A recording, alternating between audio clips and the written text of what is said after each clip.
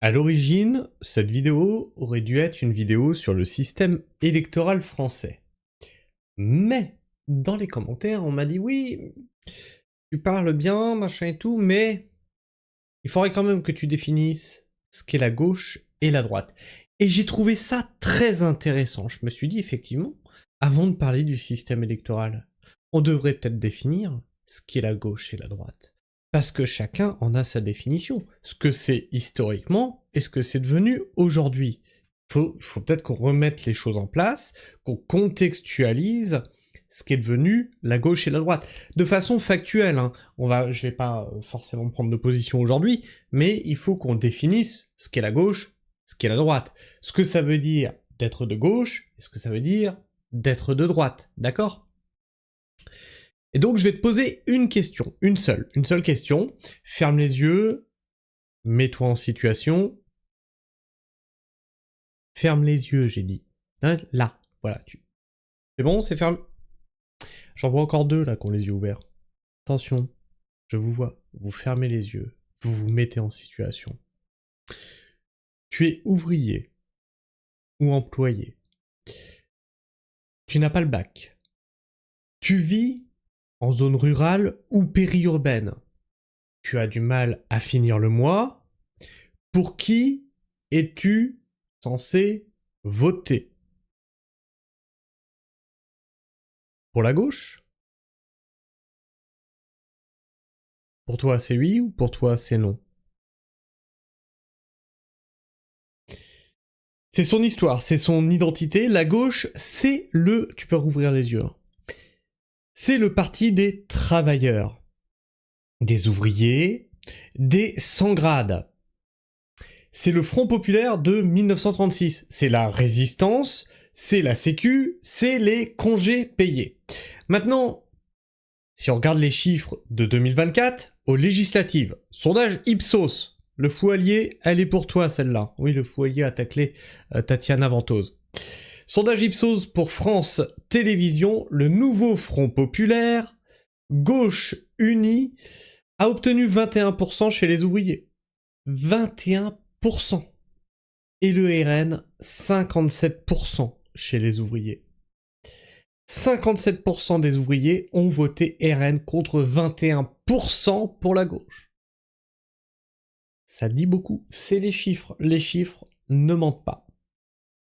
Et chez les cadres et professions intermédiaires, chez les personnes qui gagnent beaucoup plus d'argent, le NFP arrive en tête avec 34%.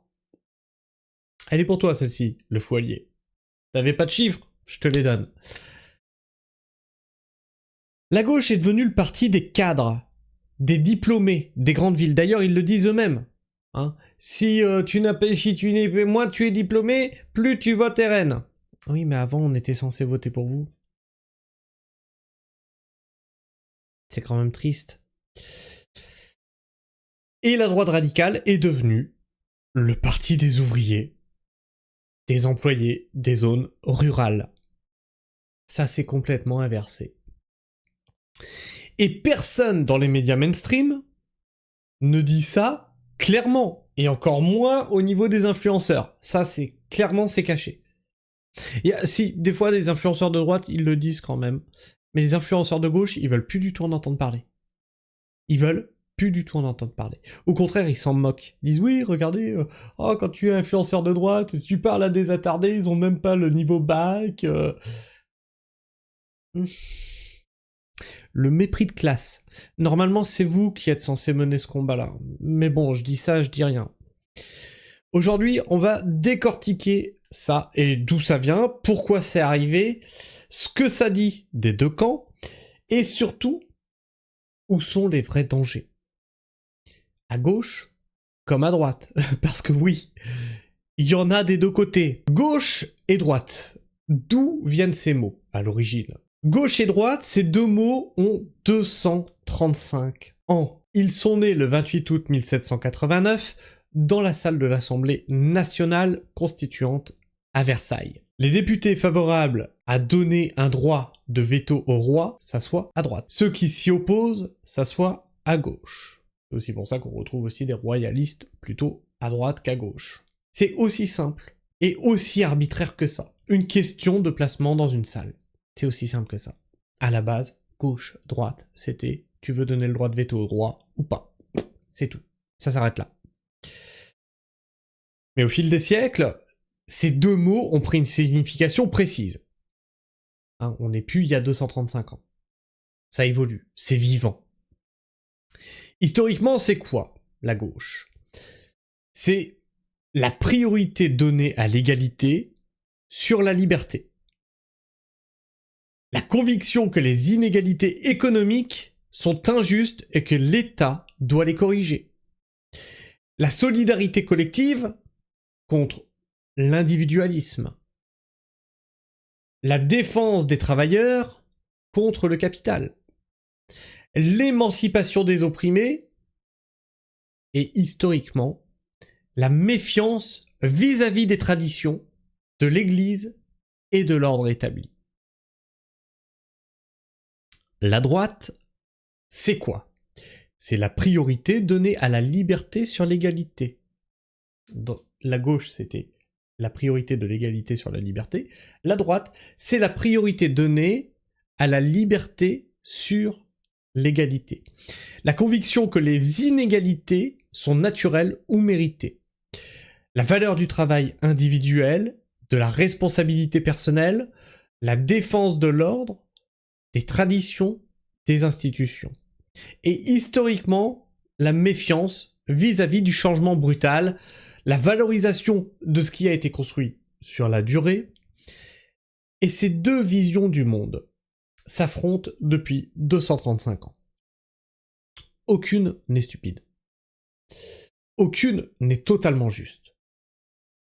Ce sont deux façons de concevoir la société de façon humaine qui ont chacune leur logique interne. Ce qui les différencie vraiment aujourd'hui. Maintenant, est-ce que ces définitions s'appliquent encore en 2026 ? Oui et non. On va faire une réponse de Normand. Salut David. Bah peut-être ben que oui, peut-être ben que non. Les grandes lignes, elles tiennent. La gauche est encore associée à plus d'État. Hein, j'avais fait une vidéo sur les gilets jaunes, Nicolas qui paye, tout ça, oui. Il faut toujours plus d'État. Plus de redistribution, plus de services publics.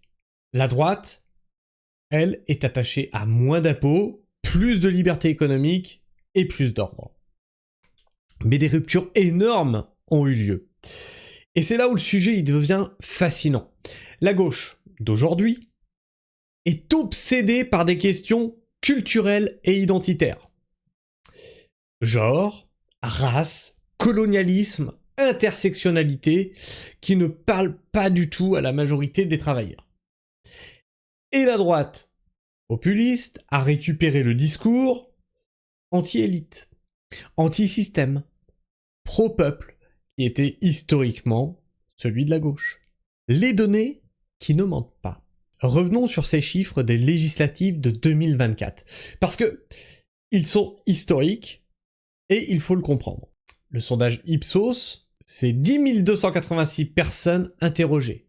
Chez les ouvriers, le RN arrive en tête avec 57%, le NFP avec 21%.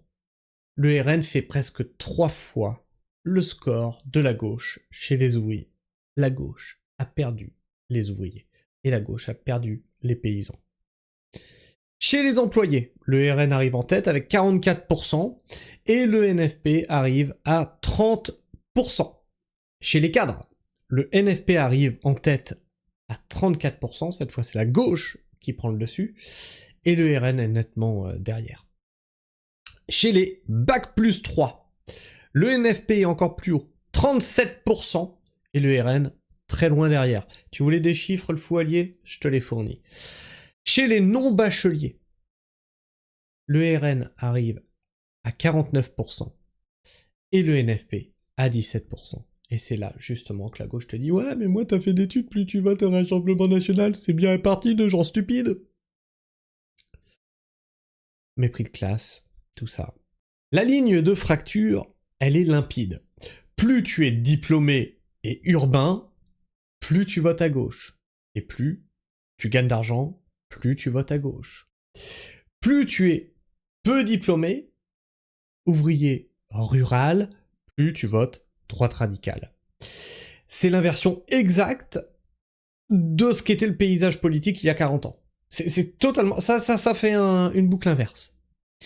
Et comment c'est arrivé? C'est par la trahison de 1983.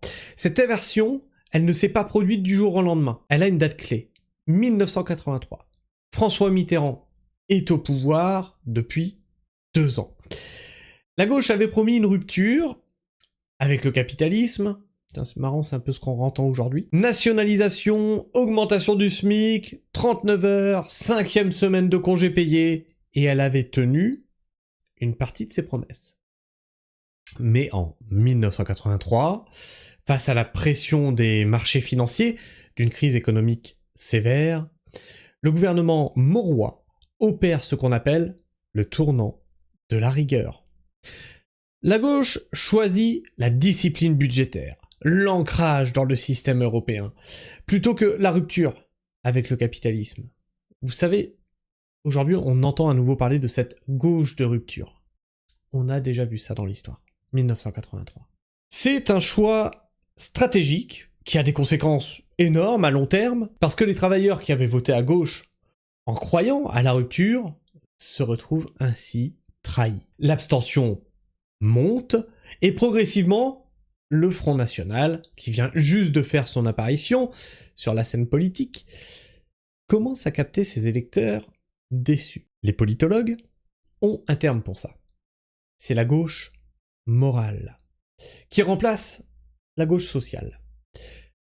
On passe d'une gauche qui parle des salaires, de conditions de travail, d'inégalité économique, à une gauche qui parle de droits des minorités, d'antiracisme, de féminisme et d'environnement.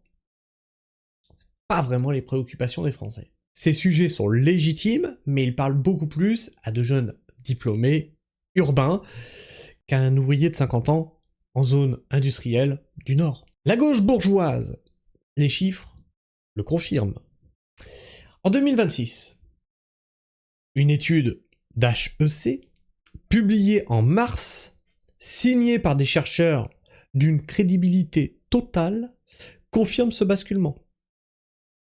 Elle montre que le RN est la première force politique des salariés du privé avec 25,5% des intentions de vote, y compris chez les cadres.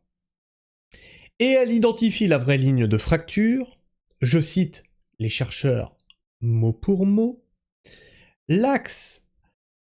mot pour mot, l'axe qui sépare les électorats au travail n'est ni le salaire ni la catégorie socio-professionnelle, c'est la qualité du lien vécu. C'est la qualité du lien social vécu au quotidien. C'est mot pour mot. L'axe qui sépare les électorats au travail n'est ni le salaire ni la catégorie socio-professionnelle, c'est la qualité du lien social vécu au quotidien. La défiance interpersonnelle et le sentiment de solitude au travail, voilà ce qui prédit le vote radical.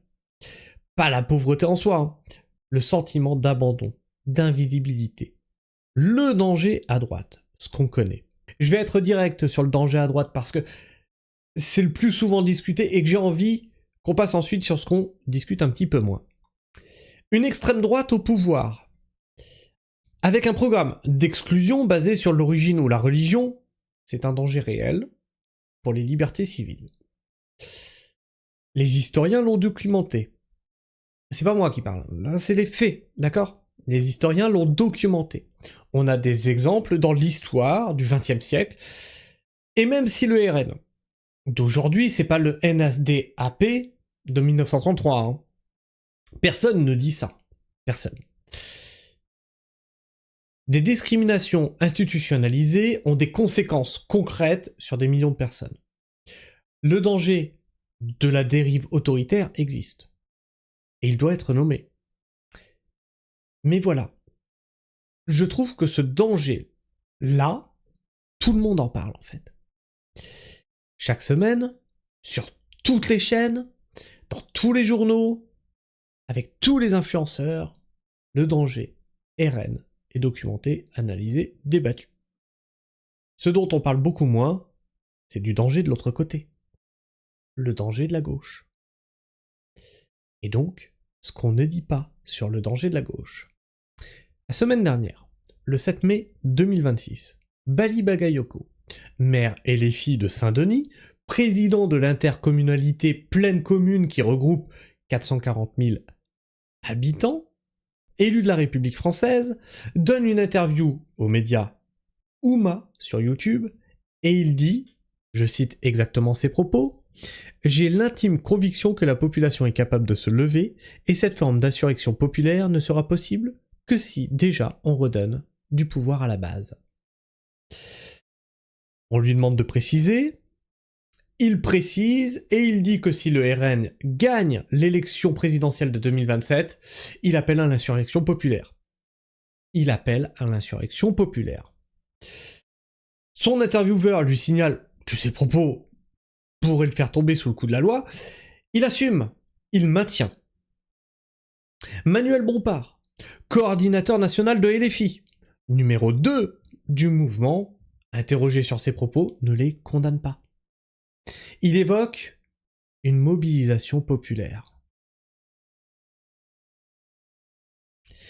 Un élu de la République, un maire, un président d'intercommunalité, qui dit publiquement qu'il ne respectera pas le résultat d'une élection démocratique, et dont le mouvement ne le condamne pas, je ne sais pas quoi en dire. Est-ce que ce n'est pas là un danger ? La question de symétrie. J'ai posé une question simple, directe. Si un élu RN avait dit la même chose, si la gauche gagne en 2027, j'appelle à l'insurrection populaire, qu'est-ce qui se serait passé ? Poursuite judiciaire immédiate, tempête médiatique nationale, indignation unanime, demande d'exclusion, de dissolution peut-être. Bali Bagayoko l'a dit la semaine dernière. La réaction dans les médias ? Rien. Limité. Quelques articles. Quelques réactions politiques. Et on est passé à autre chose. C'est un 2 poids, 2 mesures. Et ce 2 poids, 2 mesures est lui-même un problème démocratique. Ce que ça révèle sur LFI, les propos de Bagayoko ne sont pas un accident. Ils s'inscrivent dans une culture politique de LFI qui a un rapport particulier avec la démocratie représentative. Mélenchon lui-même, après les législatives de 2022, avait dit qu'il était le seul recours. Après les européennes de 2024, il avait refusé d'accepter le résultat comme une défaite. Le mouvement a une histoire longue de contestation des résultats qui ne lui sont pas favorables. Ce n'est pas de la démocratie. La démocratie, c'est accepter de perdre. C'est reconnaître que l'adversaire a gagné légalement. Et que s'il gagne, tu passes dans l'opposition. Pas dans les rues, avec des pavés. Une extrême droite qui gagne et fait de la discrimination institutionnelle. C'est un danger. Une extrême gauche qui dit qu'elle ne respectera pas le résultat des urnes parce qu'elle ne l'aime pas, c'est un danger. Différent, certes, mais tout aussi réel. Les deux méritent d'être nommés, les deux méritent la même indignation.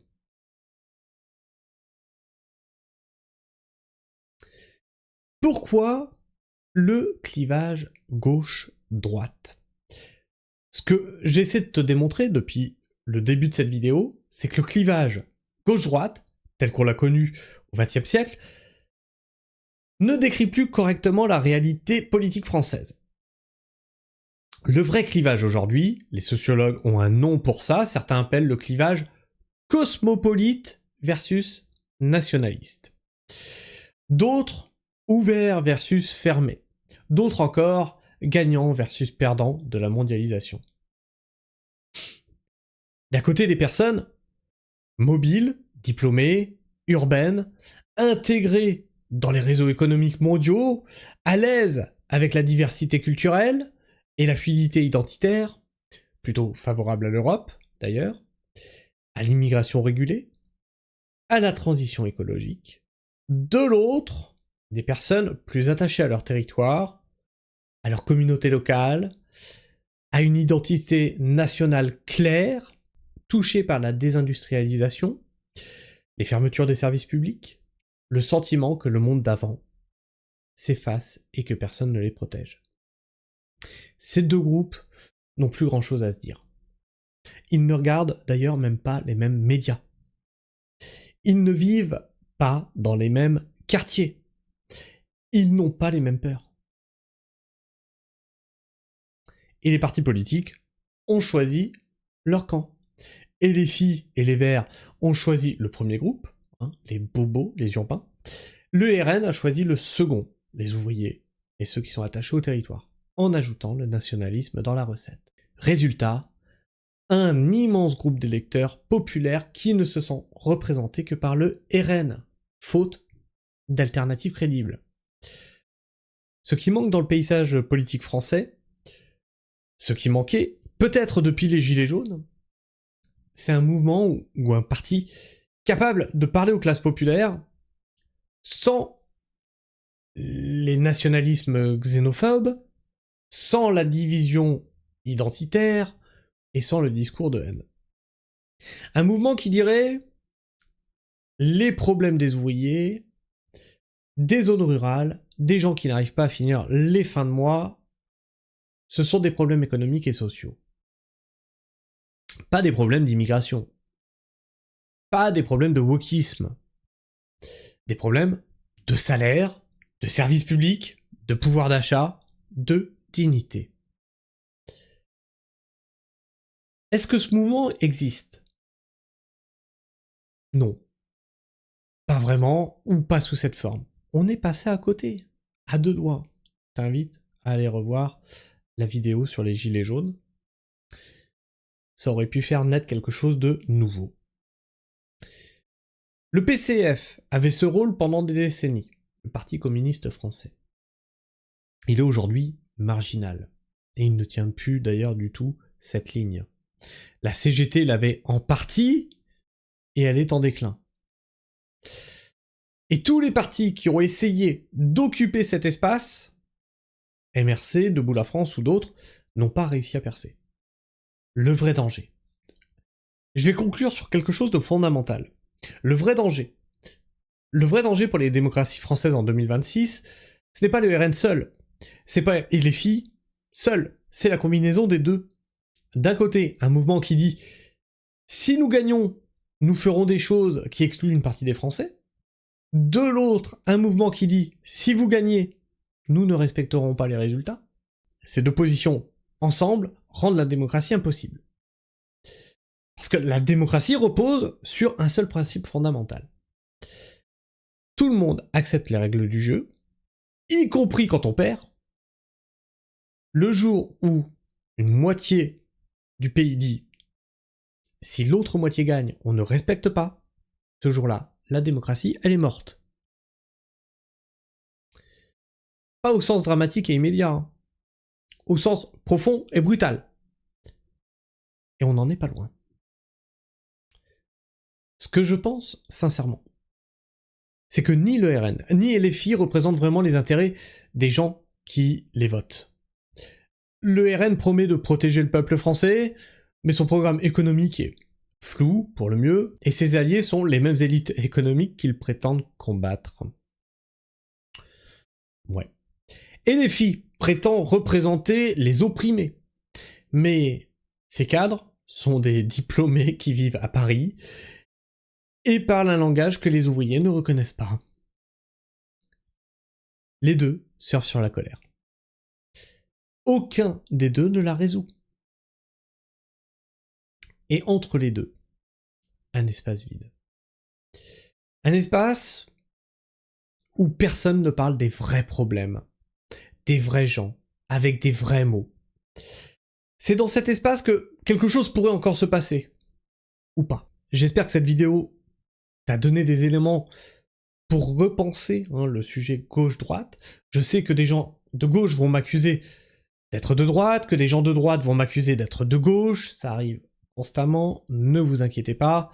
Là, moi ce que je veux essayer, c'est d'être ici équitable et de traiter le sujet factuellement. Ce que je défends ici, c'est pas un camp, c'est l'honnêteté intellectuelle. Et l'idée des vrais problèmes des Français. Le pouvoir d'achat, les services publics, la dignité au travail méritent mieux que d'être instrumentalisés par des partis qui se soucient d'abord de leur survie électorale. Commente pour me dire ce que tu en penses, évite les insultes quand même, on va rester dans le respect. Je sais que ça crée des tensions à chaque fois qu'on parle de gauche et de droite, et qu'on essaye de cadrer un petit peu tout ça, je sais comment ça marche, donc essaye de rester calme, respectueux, de me dire ce que tu en penses. Sur ce, moi, je vous fais la bise, prenez soin du sol, et restez pragmatique. Ciao.